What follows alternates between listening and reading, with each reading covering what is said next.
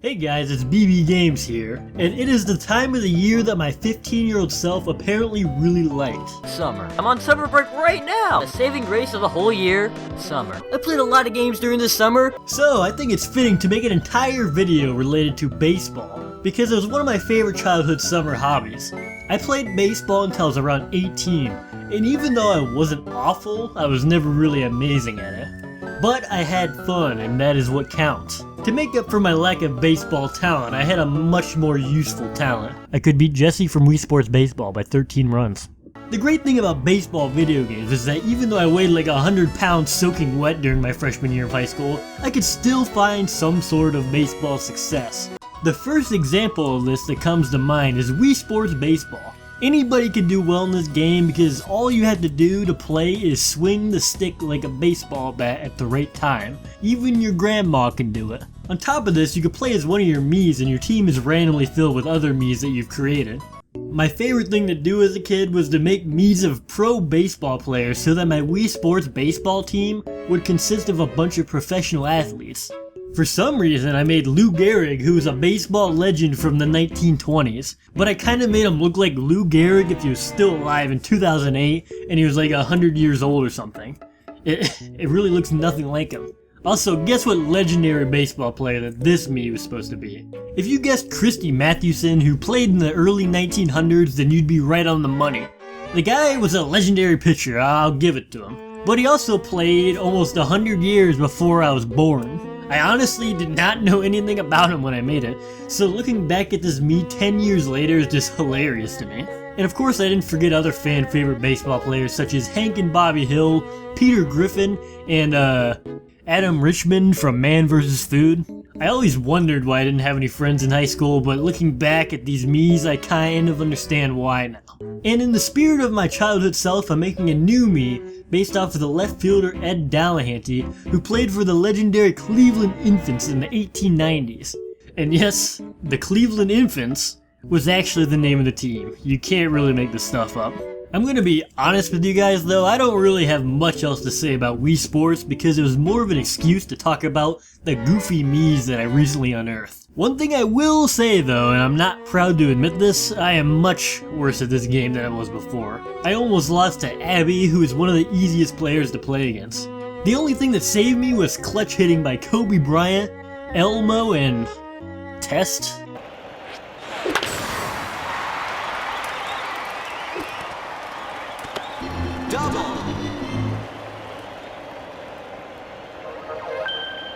The main problem that I have with Wii Sports, however, is that there's no way to play as a surfboard bat-wielding Funky Kong. So that's where a game like Mario Super Sluggers comes in. I've talked about this game a lot on this channel in the past. I even have an entire video on it from a couple of years ago. I just had to include it in this video though, because A, looking back, that video was slightly boring, and B, it's probably my favorite baseball video game, so I had to include it in some capacity.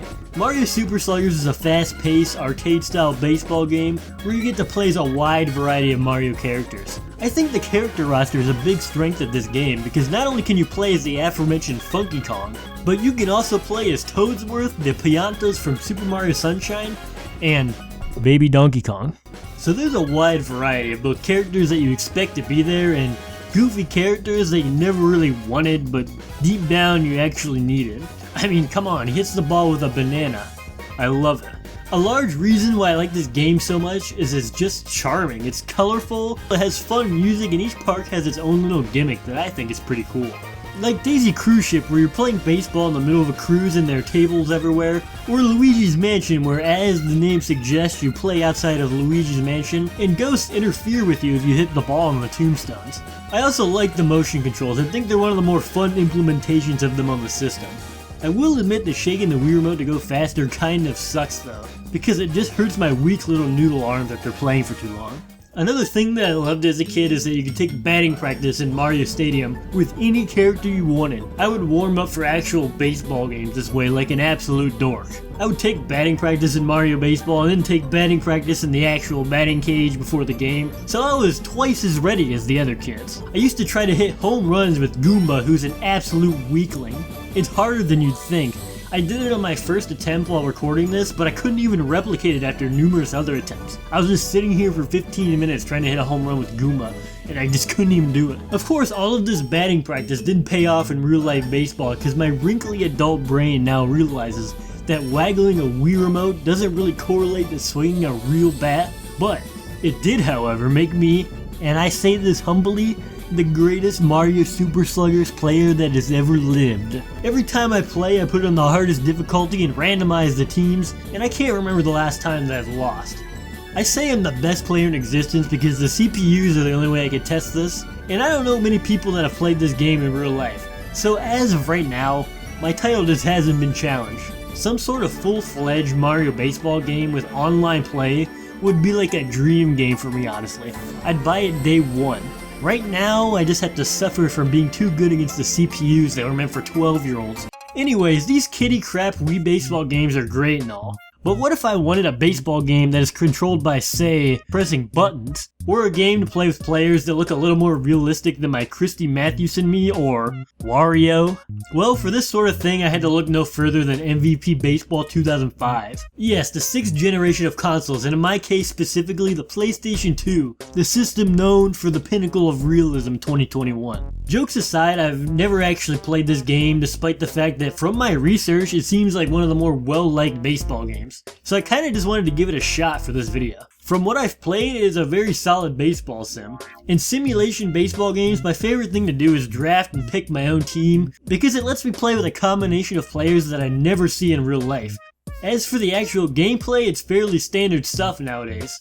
If you've ever played an MLB sim game, you'll be pretty familiar with how it plays. I do like the system where the ball flashes a different color in the pitcher's hand based off the type of pitch he was throwing.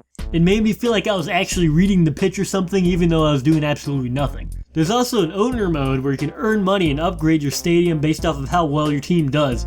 You can change the wall distances and heights and upgrade things such as the stadium scoreboard, but this seems fairly limited on exactly how crazy you can get with these sort of things. This brings me to MVP Baseball 2007, where EA lost the rights to make MLB games and decided to make a college baseball game instead.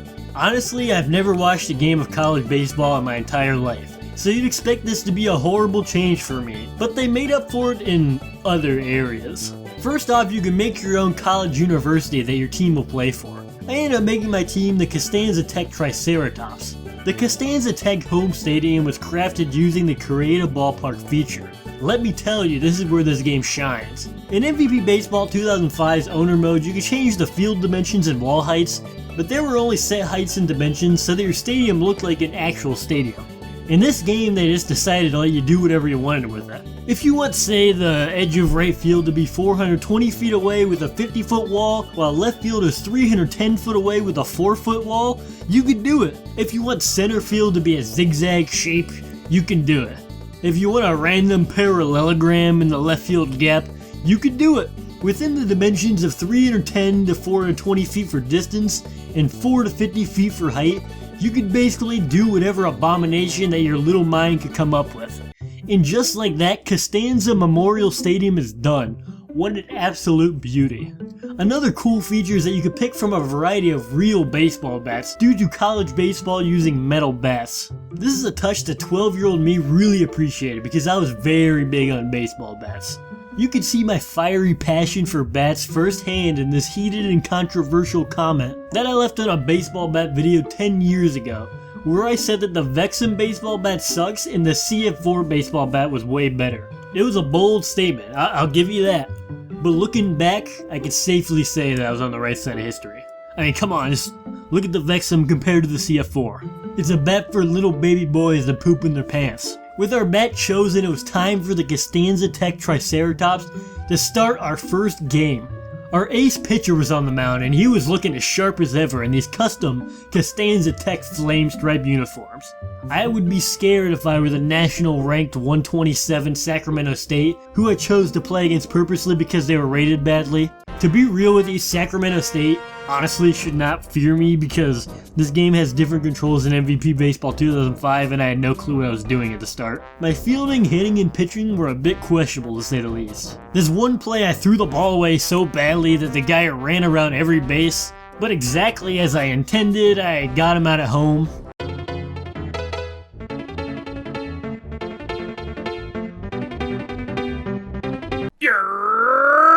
Also, the stupid stadium I made ended up producing some interesting results. This home run that the other team hit fell perfectly where it looked like someone demolished part of the wall and never replaced it. Also, anything hit to right field that got past the outfielder was an automatic home run, because the fence was so deep in that part of the field that the outfielder could never get to it in time before you guy ran around the bases. Unfortunately for me, this kind of worked more against me than it did for me, because I'm the worst player of all time. I ended up hitting just mostly ground balls straight to people, and because of this, the number 3 in the nation Costanza Tech Triceratops lost 7-3 in a stunning upset. Don't worry though, because it will all be made up for if we beat our arch rivals, the Seinfeld University Jupiters, on their home turf. And little do the Seinfeld University players know, we have a new recruit that we like to call the secret weapon. These aren't the eyes of mercy. He's a stone-cold killer and he will stop at nothing to take down Seinfeld University. We strapped him down to a table and made him watch Seinfeld reruns for 48 hours straight before the game, while we gave him non-stop wet willies. So this guy is going to be ready for blood when this game starts, let me tell you. Just look at how powerful he is at the plate. What an absolute behemoth. With this newfound strength, it should be an easy victory. We lost 7-4 instead of 7-3. As baseball legend Jim Thome once said though, the worst college baseball player can beat the best little leaguer. So that is why I'm playing backyard baseball next. And I'm not playing one of the old PC ones that everybody likes. I'm skipping straight to the fun stuff with Backyard Baseball 2010. You know that this is a good game because it came out in 2009 and it's not on the Xbox 360 or PS3. In all seriousness though, I played the old PC Backyard Baseballs as a kid, but for some reason this is the one that I remember playing the most. Regardless, I got a lot of fun out of this goofy little game. I would always go straight for the season mode where you played either 16 or 32 games with your custom team. The concept of backyard baseball is that you play as kids and the announcers are also kids, so they say cool things like Llama llama ding dong. There are kids versions of pro baseball players and also the backyard baseball cage, which from what I can remember from older backyard games carry over from game to game and from sport to sport even. You can also make a custom kid that you could add to your team. The customization isn't quite MVP Baseball 2007 level, but I still did what I could. Meet Wet Stromboli, the baseball machine and 12-year-old skater boy. His stats are maxed out in everything but fielding and throwing, which generates some interesting results. Our team is the Teeny Boppers and we play at the Brickfields Middle School. This place appealed to me as a kid because it's pretty similar to a lot of the fields that we would play at in the Little League. It was like my favorite pro players were just like me and playing at the same type of fields as me. Crazy stuff. With that, it's time to start the first game of the season. Wet Stromboli immediately hit a ball all the way to the fence and... Are you good, bro? The outfielders just kind of freeze for a second when they get the ball and it looks like some kind of demonic entity drags them into throwing position. I guess this is a good place to say that this game is a little bit jank. The running animations are goofy, you can throw the ball back and forth an infinitely long amount of time in between outs while the kids look back and forth, and the catcher always kind of looks like they have some sort of 1,000-yard stare. On top of that, there's not really a meter for pitching, so you just kind of throw it within a certain vicinity. And the hitting never quite feels right.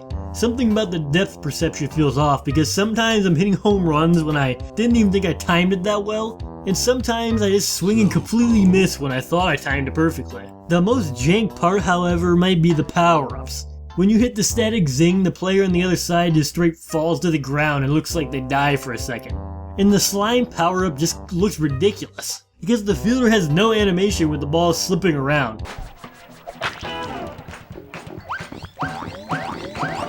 And the spring power-up just flings the fielder up in the air. Honestly, it seems like I'm complaining about this, but it's actually my favorite part of the game. It's just so entertaining to me. And I just straight up broke the game one time. I hit a foul ball and it said it was a home run, and then instead of giving me a home run, it just put me back with the person I was batting with, and then I hit a second home run the same at bat right after. Speaking of home runs, they were a common theme in this game because my team collectively hit 43 home runs in 6 innings. With Wet Stromboli, the hitting machine, going 9 for 9 with 7 home runs, one of them being 669 feet, and this is a kid by the way. Vlad Guerrero was having a bad day apparently, but he still hit 6 home runs. Let's be real here, I definitely should have gone with the hardest difficulty because the final score was 63-1. But this was about all I could handle of this game in this day and age though, So I'm going to move to the final game, Nicktoons Mlb, which is my entire Xbox 360 collection at the moment. Basically, there's a goofy baseball game series called The Bigs where everybody's all roided up like Jose Canseco. And Nicktoons Mlb is the modded version of it where you can play as Nicktoons characters such as Sheen from Jimmy Neutron Planet Sheen. On top of that, your favorite MLB stars can play alongside of these cartoon characters. Speaking of the character roster, it's a little bit disappointing. Sure, you've got your fan favorites like Tough Puppy, Chum Chum, and hyper-realistic SpongeBob, but there's no Fairly Odd Parents characters or anything like that, and Jimmy Neutron is only in the 3DS version for some reason. I personally would have loved to see Hugh Neutron in the game. Him and Jimmy could have had some sort of power-up together where Jimmy gets on Hugh's back, and Hugh's like, "Need a lift, Jimbo?" And they rob a home run. Just spitballing some ideas for the sequel. The game itself has a quick play mode where you can pick your custom team combination of Nicktoons and MLB players, and a tournament mode. The tournament mode is where I spent most of my time. You pick a team to play as and you use this team to play a 3-game series with multiple MLB teams until you reach the finals where you play against the Nicktoons All-Star team. My problem with this is it wouldn't allow me to have a team of both Nicktoons and MLB players combined like in the quick play mode. So it sort of just turns into an MLB game where you play in a SpongeBob stadium for some reason. As a side note, the stadiums for the characters didn't seem to affect the game like in Mario Super Sluggers, which is kind of disappointing. This game is also the easiest baseball game I've ever played. I hit it on the hardest difficulty the entire tournament mode without coming anywhere near losing. I threw multiple perfect games and also won most games by 10 plus runs. Part of it comes from the fact that the timing for throwing a perfect pitch is too simple. So you can easily throw multiple perfect pitches in a row and the AI almost never hits them. This made me get kinda bored by the end of the tournament. But it was all worth it just for the privilege of playing against the Nicktoons All-Star team. Now I beat the All-Star team by 10 plus runs both games, but I think they should get at least some sort of consolation. Just because of how much the Universal Studios mascot version of SpongeBob styled on me in center field. This man was diving left and right, catching everything out there. He's an absolute animal. The ground in this game is just a suggestion to SpongeBob's nose, because it clips through every time he dives. The All-Star team also gets bonus points for Larry's lobster gloves and Yak in general. It's also just hilarious to see the Nicktoons standing next to the MLB players. Now, what do you get for overcoming the great challenge of taking down the All-Star team? Congratulations, you've won the tournament. Oh, and you get trading cards that I didn't really care about. The trading cards that came with the game were a lot more interesting because of how goofy they were. I was lucky enough to get Jose Bautista versus Patrick Starr, Matt Kemp versus Fanboy, and Ryan Braun versus Danny Phantom. My main takeaways from this game are that despite it being heavily flawed, I'm glad it exists. And also, if a Mario baseball game had a tournament mode like this, I would have played it non-stop as a kid. But now, if you'll excuse me, I'm a busy guy, and I need to stop talking about baseball games for now to play some actual baseball.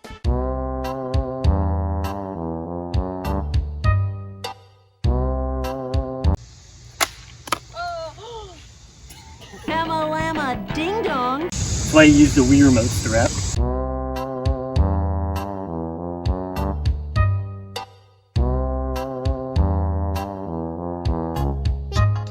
No.